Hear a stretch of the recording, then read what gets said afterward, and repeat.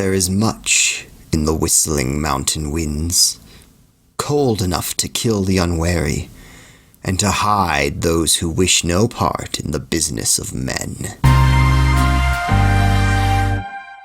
Hi, I'm Joe, and today is different. I'm still trying to put together these adventure sites and figure out what the best video format is going to be for doing so.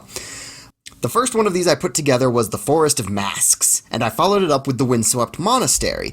And as I went over those files, the thing that struck me was how much they were absolutely not formatted to a single style.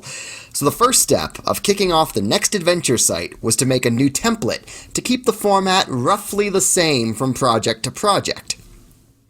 Now I started with the template from my bestiary project, which I showed in the Goblins episode. The reason that I used this was that in that template, I already did the groundwork of making sure that it wouldn't go out past the page margins. I want a banner across the top and a label near the bottom, which are both just based on the environment of the adventure site. For example, the one I'm doing today is going to be Alpine, and the banner is going to show mountains, and at the bottom it's going to be the same color, but just text saying Alpine. I'm also going to have a picture of the specific site in a circle on the front page, and I'll plan to throw some additional art in the bottom right corner of the back page, just to fill in any unused space once I've said everything that needs saying. Now moving on to today's adventure site itself. I want to keep this fairly simple, and from the start I knew I wanted to go for an Alpine theme.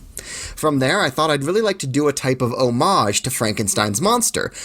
Since I don't always like that the flesh golems in tabletop games veer pretty hard into the movie version of like,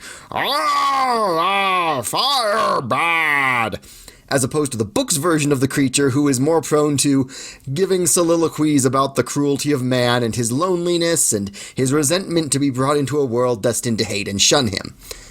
You know, very different characters. From there, I was just stuck on snow and maybe Frankenstein for several days, until I woke up one morning and for some reason I thought, boat! And from there everything clicked. The creature lives in the ruins of a destroyed boat, which he found sitting mysteriously atop a mountain.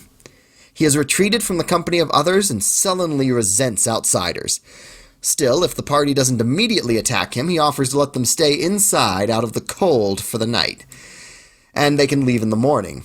He uncomfortably lights them a fire and settles in to keep watch through the night. However, I have a table of enemies to be drawn in by the fire and attack in the night.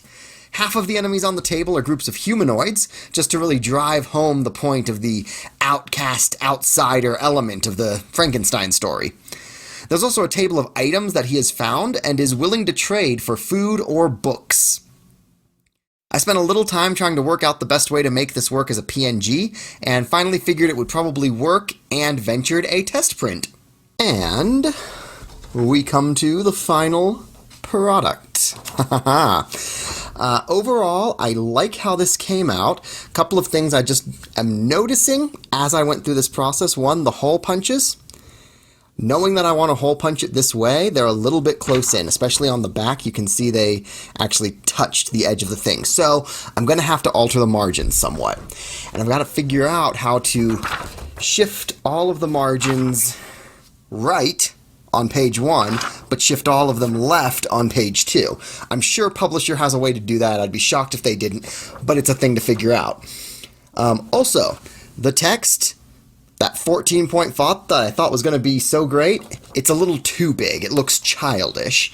White, even though I had an image with a white background that I put in here, white isn't going to show up on this printer against the cream paper. I don't know if it's that it didn't print white or if it just doesn't show up well. And then, obviously, I printed it out and immediately set it in water. So that's not awesome. I shouldn't have done that. But with a couple of tweaks, the other thing is here where it says Alpine, it should have bled to edge, but my printer doesn't do that. So ideally in a more finished product, that's going to bleed to edge. And I think this is also going to influence my design on the monster pages, right? Like I already did the Goblins one. That uses the same basic template as this. And I think that's going to influence how I do those. I think I'm going to take out the color in this bit and just run it without that. And I think that's going to come out a lot nicer and a lot better and a lot less bright primary colors.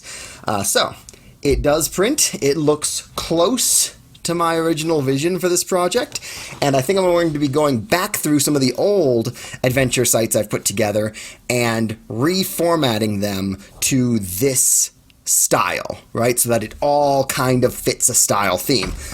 We'll see how that goes, but in the meantime, hope you enjoyed the video, hope you enjoyed seeing this bit of my design process for these kinds of resources, and I will see you next time. Later, y'all.